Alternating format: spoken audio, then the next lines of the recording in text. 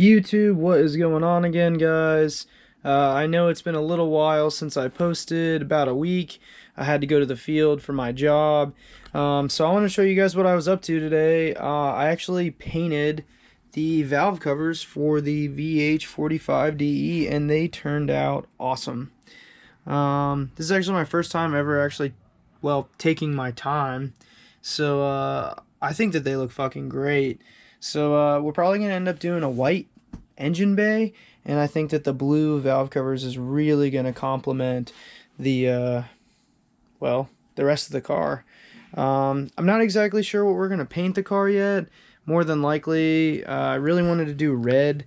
I just love red 300ZXs, but we'll see. I mean, it's still a long ways away from being done. But I'll show you guys kind of what I was up to other than that today. And then my first big mod. So my first big mod is actually a Porsche Cayenne intake. It does fit on the engine with an adapter that I'm going to be buying from VH Performance. It is in very good condition. Realistically, I just have to buy the adapter and I'll be able to do all the test fitting and see what I actually need to wire up. I'm really hoping that the the wiring harness that I buy fits it without me having to do anything. I hope it's just plug and play, but we'll see. I did buy a new water pump for the VH45. I just figured, you know, if I'm in there, I might as well just do as much new stuff as I can without actually taking apart the engine, the bottom end at least. I've been trying to clean up the throttle body. What's really awesome is this throttle body with a small adapter. It will go right on this intake, which is freaking sweet. So, and then just like little plastic, I'm trying to clean it up. This one is, it's seen a little bit of wear. I mean, this is a 1995. Oh, and I did do all new spark plugs in the engine. I just figured when we actually go to fire this thing up, I don't want any issues to arise because I failed to do the, you know, basic maintenance and, you know, I guess kind of look out for myself. So yeah, but anyway, the valve covers turned out amazing. I am super impressed and I am super happy with it. Not bad for a rattle can, you know. Awesome. So and then out here, as you guys can see, I've got the entire engine kind of taken apart for the most part. There you go, VH45, pretty stoked. I look at it and I just kind of grin because I know what these motors are capable of. Oh, before we move on, the intake on boosted applications, the VH45DE with that intake, it actually gets you about 40 wheel horse increase, so versus the garbage. And can I just say that this is really garbage? I mean, like, intake, it was like 2-tier intake, and not just like a lower intake manifold and an upper. I'm talking like, it was like plumbing. It was ridiculous. So yeah, we'll come back over here now. I've got the injectors out, and they are very rough. A couple of them are cracked towards the bottom. I just figured, fuck it, you know, while we're in here, I should be able to use the same fuel rail with that new intake. So I'm just going to swap out the old injectors and run the same OEM ones. They should be quite cheap, honestly, to get, so I'm not really sweating it. Just pick up some of those, probably online, maybe tonight, and then maybe buy the runners and the wiring harness. Oh, and before I forget, I did find out on this engine I can actually run stock ECU.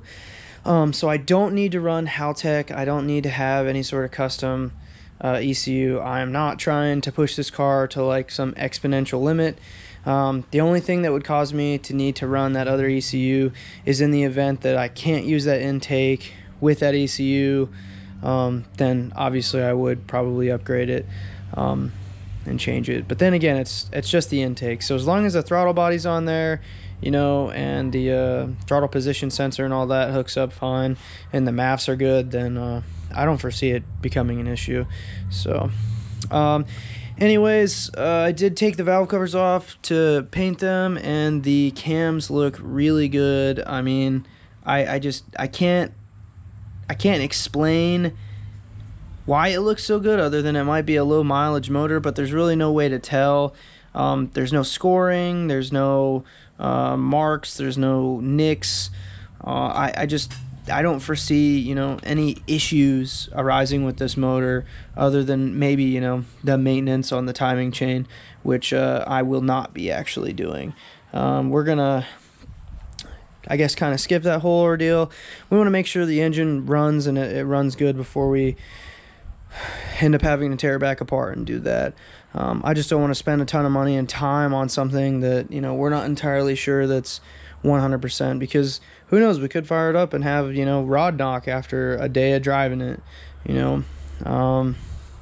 So I don't know, you know, I'm trying to stay optimistic, but I'm also kind of a realist. So but yeah, all that's left before I start kind of putting it back together is I need to clean up this valley in here and throw on the new water pump.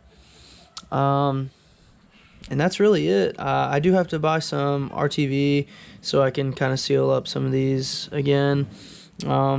Unfortunately, you know, when you take something apart, you have to have new gaskets and whatnot. So, and I'm not really sure about the intake gaskets because, well, I don't know how it's going to work with this new adapter.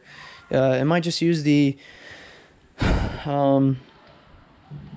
Porsche, I guess, the Porsche intake gasket, but we'll see what's up. But the old ones, they don't actually look that bad. I'm not really sure if this car was serviced or how well it was taken care of, but they're not dry. Like, I don't know. We'll see what's up. But anyways, guys, thanks for tuning in. I appreciate your time. I appreciate your subscriptions. Like I said, I'm really not trying to make it big. I'm just a guy who likes to tinker around in his garage and have a good time with his cars. Probably like many of you. So if you feel like you want to subscribe or you want to comment, then awesome. Feel free, you know, hit me up on Instagram, 6Speed Jones, you know, share the video, whatever. I'll be here probably building this car for at least 2 more months before we have it drop in ready. Honestly, it's a 3 to 4 week wait on some of the things that need to be manufactured because they are they're not made, or they are made to order. So yeah, awesome. Well, thanks guys. I appreciate you watching. Happy holidays.